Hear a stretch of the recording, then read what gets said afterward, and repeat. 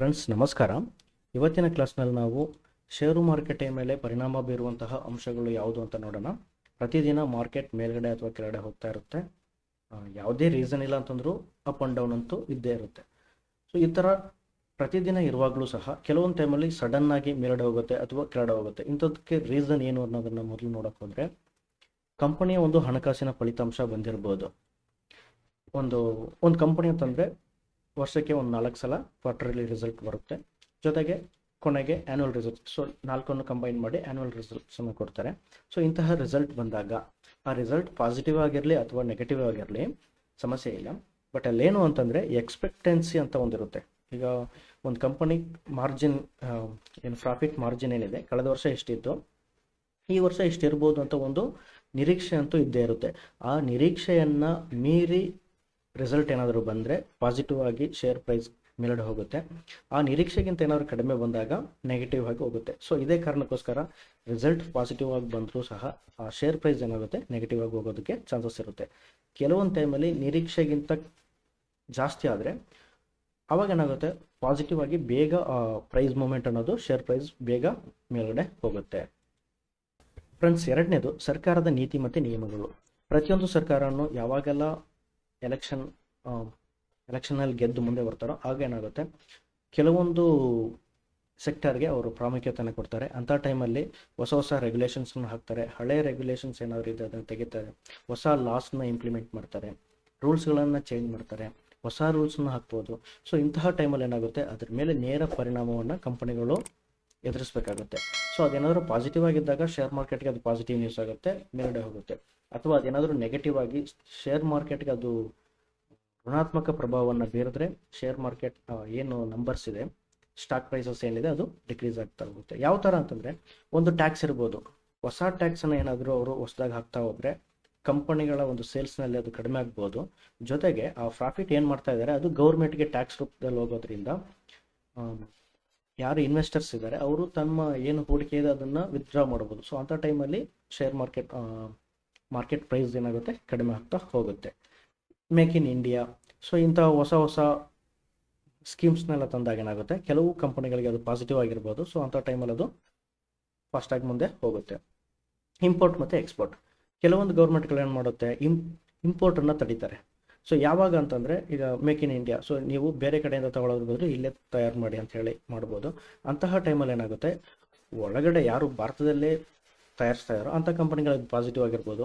ಯಾರು ಇಂಪೋರ್ಟ್ ಮಾತ್ರ ಮಾಡ್ತಾ ಇದ್ರು ಅಂತಹ ಕಂಪನಿಗಳದ್ದು ನೆಗೆಟಿವ್ ನ್ಯೂಸ್ ಆಗಿರುತ್ತೆ. ಆವಾಗ ಶೇರ್ ಪ್ರೈಸ್ ಡೌನ್ ಆಗುವಂತಹ ಚಾನ್ಸಸ್ ಜಾಸ್ತಿ ಇರುತ್ತೆ.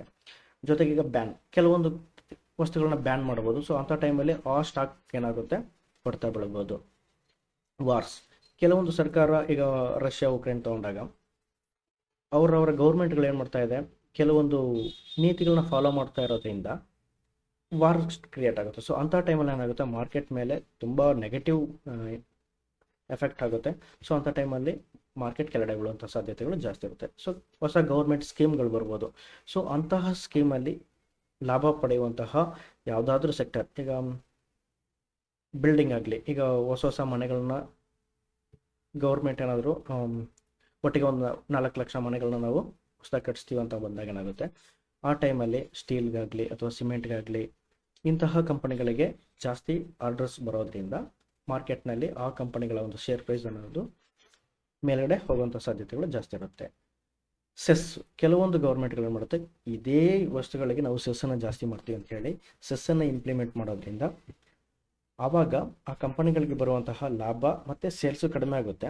ಸೊ ಸೇಲ್ಸ್ ಜಾಸ್ತಿ ಆದರೂ ಸಹ ಆ ಕಂಪನಿಗಳ ಒಂದು ಲಾಭದಲ್ಲಿ ಗೌರ್ಮೆಂಟ್ಗೆ ಪಾಲು ಜಾಸ್ತಿ ಹೋಗೋದ್ರಿಂದ ಸೊ ಅಂಥ ಕಂಪನಿಗಳ ಒಂದು ಶೇರ್ ಪ್ರೈಸ್ ಕೆಳಗಡೆ ಹೋಗುತ್ತೆ. ನೆಕ್ಸ್ಟು ಹಣದುಬ್ಬರ.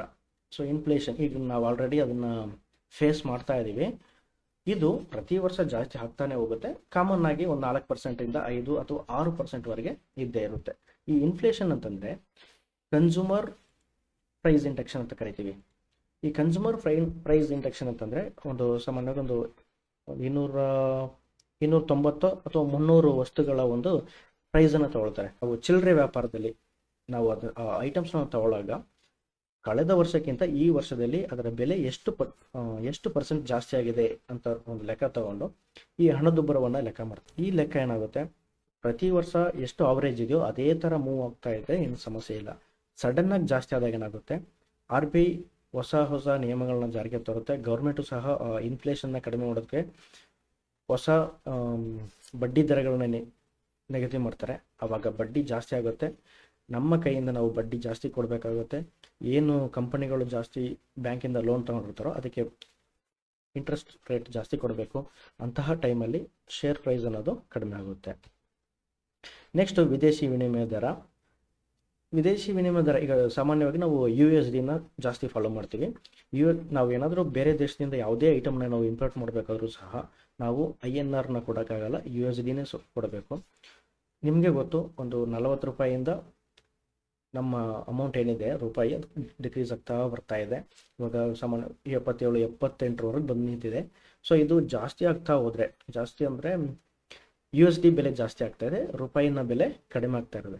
ಈ ಥರ ಆದಾಗ ಏನಾಗುತ್ತೆ, ಅವರ ವಿದೇಶದಿಂದ ಏನು ಬಂಡವಾಳ ಬಂದಿದೆ ಅವೆಲ್ಲ ಹಿಂದೆ ಹೋಗುತ್ತೆ. ಜೊತೆಗೆ ನಾವು ಒಂದು ಕಂಪನಿಗೆ ಬೇರೆ ಕಡೆಯಿಂದ ಇಂಪೋರ್ಟ್ ಮಾಡಬೇಕಾಗಿರುವಂತಹ ರಾ ಮೆಟೀರಿಯಲ್ಸ್ಗೆ ಜಾಸ್ತಿ ದುಡ್ಡು ಕೊಡಬೇಕಾಗುತ್ತೆ. ಈಗ ಹಿಂದೆ 72,000 ಕೋಟಿ ಕೊಡಬೇಕಾಗಿದ್ದಂತಹ ಒಂದು ಪರಿಸ್ಥಿತಿ ಅಂದರೆ ಕಳೆದ ವರ್ಷ, ಈಗೇನಾಗುತ್ತೆ 78,000 ಕೋಟಿನ ಕೊಡಬೇಕು. ಸುಮಾರು ಒಂದು 6,000 ಕೋಟಿ ಜಾಸ್ತಿ ಆಗುತ್ತೆ. ಅಂದರೆ ಇಷ್ಟಕ್ಕೆ 72,000 ಕೋಟಿಗೂ 78,000 ಕೋಟಿಗೂ ಎಷ್ಟು ಡಿಫ್ರೆನ್ಸ್ ಬಂದಿದೆ ನೋಡಿ ಒಂದೇ ವರ್ಷಕ್ಕೆ. ಇದನ್ನು ನಾವು ವಿದೇಶಿ ಇನ್ಫ್ಲೇಷನ್ ಅನ್ನೋದು ಪಾತ್ರ ಜಾಸ್ತಿ ಇರುತ್ತೆ ಇಲ್ಲಿ. ನೆಕ್ಸ್ಟು RBI ಬಡ್ಡಿ ದರ. RBI ಬಡ್ಡಿ ದರ ಎರಡು ಬಡ್ಡಿ ದರಗಳನ್ನ ಇಂಪ್ಲಿಮೆಂಟ್ ಮಾಡುತ್ತೆ. ಒಂದು ರೆಪೋ ರೇಟ್ ಮತ್ತು ರಿವರ್ಸ್ ರೆಪೋ ರೇಟ್. ನಾವು ಬ್ಯಾಂಕ್ ಯಾವಾಗ ಇನ್ಫ್ಲೇಷನ್ ಜಾಸ್ತಿ ಆಗುತ್ತೋ ಆವಾಗ ಅದು ರೆಪೋ ರೇಟ್ನ ಜಾಸ್ತಿ ಮಾಡುತ್ತೆ. ಅಂತಹ ಸಮಯದಲ್ಲಿ ಬ್ಯಾಂಕ್ಗಳು RBIಗೆ ಬಡ್ಡಿ ಕೊಡಬೇಕಾಗಿರೋದ್ರಿಂದ ಆ ಬಡ್ಡಿನ ನಮ್ಮ ಮೇಲೆ ಟ್ರಾನ್ಸ್ಫರ್ ಮಾಡ್ತಾರೆ. ನಾವೇನು ಲೋನ್ ತೊಗೊಂಡಿದ್ದೀವೋ ಆ ಲೋನನ್ನು ಜಾಸ್ತಿ ಕಟ್ಟಬೇಕಾಗುತ್ತೆ. ಜೊತೆಗೆ ನಮಗಿಂತ ಜಾಸ್ತಿ ಹೊಡ್ತಾ ಬೀಳೋದು ಕಂಪನಿಗಳಿಗೆ. ಆ ಕಂಪನಿಗಳೇನಾದರೂ ಜಾಸ್ತಿ ಕೋಟಿ ಲೆಕ್ಕದಲ್ಲಿ ಇಂಟ್ರೆಸ್ಟ್ ಕೊಡಬೇಕಾಗಿರೋದ್ರಿಂದ ಸ್ವಲ್ಪ ಒಂದು ಜಾಸ್ತಿ 0.% ಏನಾದರೂ ಜಾಸ್ತಿ ಮಾಡಿದ್ರೂ ಸಹ ಅದು ಕೋಟಿ ಲೆಕ್ಕದಲ್ಲಿ ಗೌರ್ಮೆಂಟ್ಗೆ ಹೋಗುತ್ತೆ.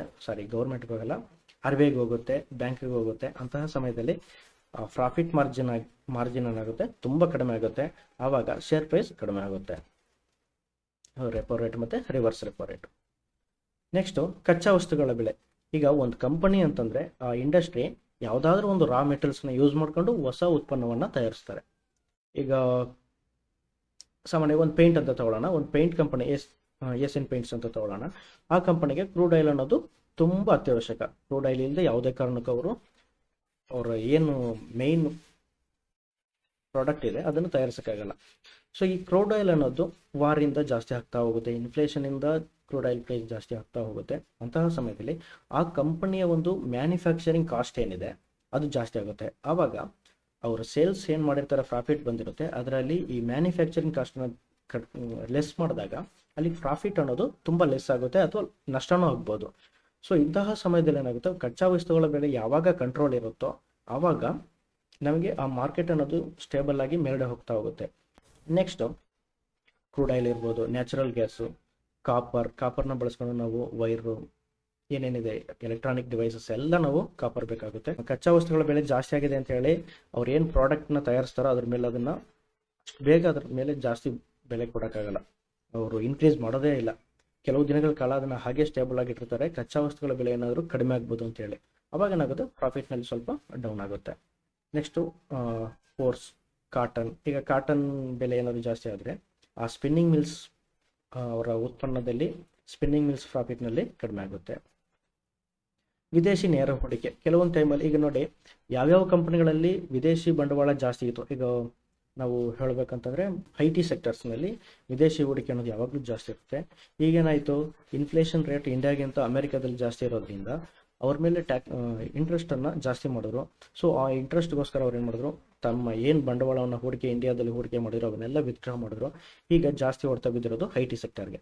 ಸೊ ಇಂತಹ ಸಮಯದಲ್ಲಿ ನೇರ ಹೂಡಿಕೆ ಅನ್ನೋದು ಯಾವಾಗೆಲ್ಲ ಇಂಡಿಯಾಗೆ ಬೇರೆ ಕಡೆಯಿಂದ FDI ಇಂಡಿಯಾಗೆ ಬರ್ತಾರೋ ಅಂತಹ ಸಮಯದಲ್ಲಿ ಮಾರ್ಕೆಟ್ಗೆ ಅದು ಒಂದು ಪಾಸಿಟಿವ್ ಆಗಿರುತ್ತೆ. ಯಾವಾಗ FDI ಭಾರತದಿಂದ ಹಿಂದೆ ಹೋಗ್ತಾರೋ ಅವಾಗೆಲ್ಲ ಮಾರ್ಕೆಟ್ ನೆಗೆಟಿವ್ ಆಗುತ್ತೆ. FDI limit. ಸೊ ಕೆಲವೊಂದು ಸೆಕ್ಟರ್ಗೆ ಲಿಮಿಟ್ ಇರುತ್ತೆ, ಇಷ್ಟೇ FDI ಇರಬೇಕು ಅಂತ ಹೇಳಿ. ಅದನ್ನು ಇನ್ಕ್ರೀಸ್ ಮಾಡಿದಾಗಲೂ ಶೇರ್ ಪ್ರೈಸ್ ಜಾಸ್ತಿ ಆಗುತ್ತೆ, ಅದನ್ನು ಡಿಕ್ರೀಸ್ ಮಾಡಿದಾಗ ಶೇರ್ ಪ್ರೈಸ್ ಅನ್ನೋದು ಕಡಿಮೆ ಆಗುತ್ತೆ. ಸೊ ಇನ್ಫ್ಲೋ ಮತ್ತು ಔಟ್ಫ್ಲೋ. ಬೇರೆ ಕಡೆಯಿಂದ ನಮಗೆ ಎಫ್ ಡಿ ಐ ಒಳಗಡೆ ಬಂದರೆ ಮಾರ್ಕೆಟ್ ಮೇಲ್ಗಡೆ ಹೋಗುತ್ತೆ, ಹೊರಗಡೆ ಹೋದರೆ ಮಾರ್ಕೆಟ್ ಕೆಳಗಡೆ ಹೋಗುತ್ತೆ. ಇನ್ನೊಂದು ಆಯವ್ಯಯ ಅಥವಾ ಬಜೆಟ್. ಪ್ರತಿ ವರ್ಷ ನಾವು ಬಜೆಟನ್ನು ನೋಡ್ತೀವಿ. ಆ ದಿನ ಅಂತೂ ಮಾರ್ಕೆಟ್ ತುಂಬ ವಾಲಟೈಲ್ ಆಗಿರುತ್ತೆ. ಸೊ ಯಾಕೆ ಅಂತಂದರೆ ಒಂದು ಗೌರ್ಮೆಂಟ್ಗೆ ರಿಸಿಪ್ಟ್ಸ್ ಏನಿದೆ ಜಾಸ್ತಿ ಇರಬೇಕು, ಎಕ್ಸ್ಪೆಂಡಿಚರ್ ಅನ್ನೋದು ಕಡಿಮೆ ಇರಬೇಕು. ಇದು ಏನಾದರೂ ಉಲ್ಟಾ ಆದಾಗ ಏನಾಗುತ್ತೆ, ಫಿಸಿಕಲ್ ಡೆಫಿಸಿಟ್ ಅನ್ನೋದು ಬರುತ್ತೆ.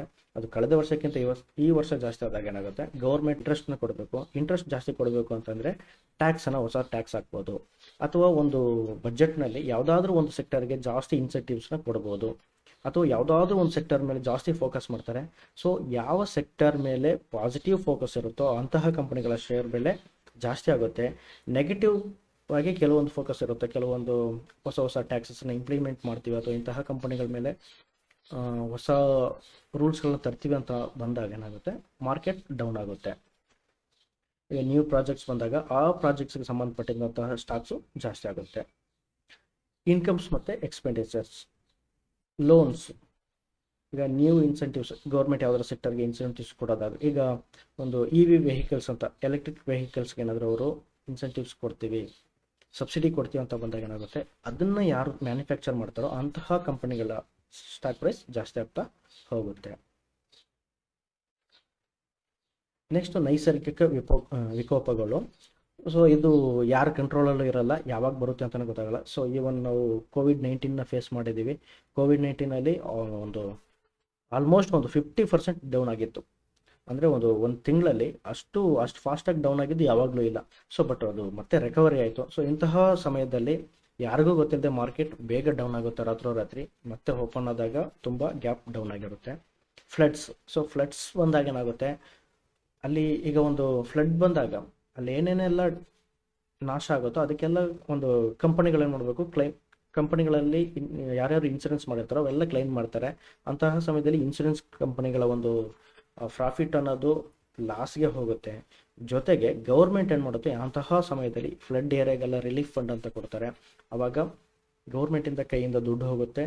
ಅದನ್ನು ಸರಿಪಡಿಸೋದಕ್ಕೋಸ್ಕರ ಕಂಪನಿಗಳಿಂದ ಅಥವಾ ಜನರಿಂದ ನೇರ ತೆರಿಗೆಗಳನ್ನು ಜಾಸ್ತಿ ತಗೊಳ್ತಾರೆ. ಜೊತೆಗೆ ಡ್ರಾಟ್. ಸೊ ಸೇಮ್, ಯಾರು ಬರ ಬಂದಾಗಲೂ ಸಹ ಇದೇ ಥರ ಪ್ರಾಬ್ಲಮ್ಗಳು ಆಗ್ತವೆ.